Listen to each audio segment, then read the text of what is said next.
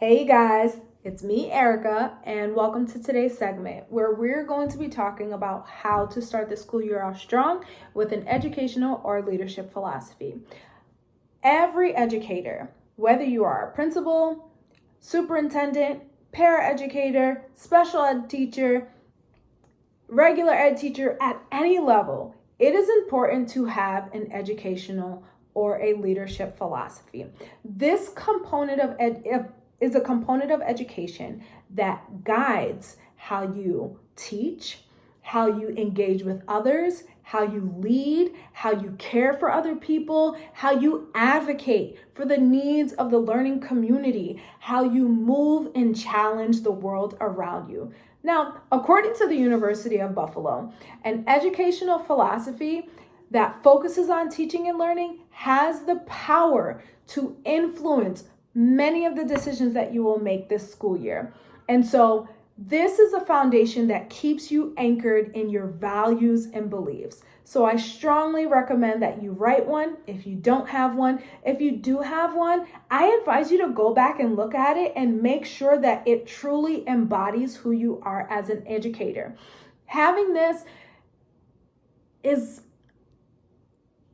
allows you to have a reference that you can go to throughout the year to remind you of who you are. Because truth be told, it is not hard to lose yourself in the flux of a school year.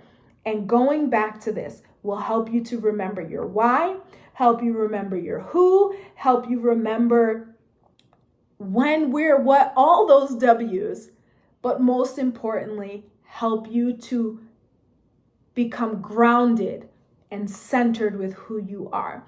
And so in an educational or leadership philosophy, make sure you include what your relationships or the values and the priorities that you have within the relationships that you have in the learning community. What does your relationship with parents look like? You know, what values and core beliefs guide those relationships? Teacher to teacher, student to teacher, teacher to admin, admin to admin. Make sure you lay those out, because sometimes in just the go, some of our boundaries begin to fall. Some of our values begin to go by the wayside. And having this to be able to periodically check in throughout the year, because, oh, okay, and then you could quickly jump back and get back on track, okay? Another reason why it's important to have what those relationships look like is because at the end of the day, we should not be operating in silos. We are a network of astounding minds and hearts collectively shaping our youth, okay? And so, what I'll do is I will post my personal education philosophy down in the comments below.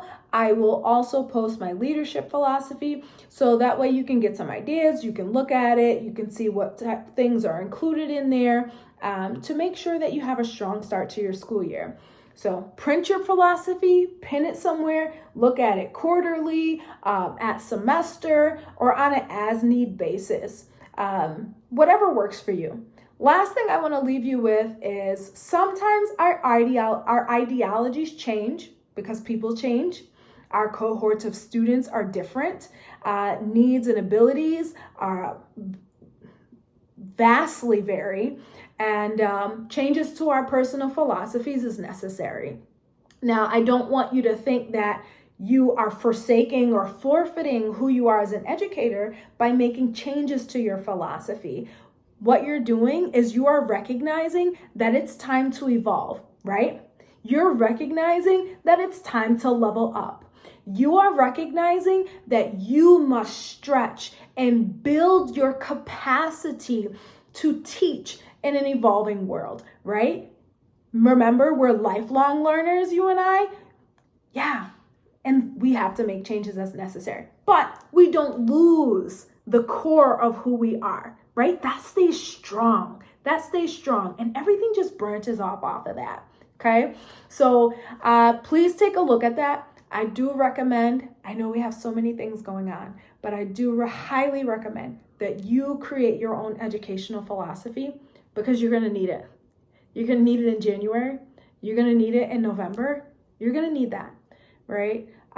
You are important. You are essential to what we do. And I think that we must care for ourselves first. And that philosophy really helps for us to remember a lot of things about why we chose education, but most importantly, what's important to us. So thank you for tuning in. I will see you next time, where we will be doing a public address to our teachers, our families, and our admin, right? Because there are some things that need to be said, and I look forward to saying them next time. See you guys.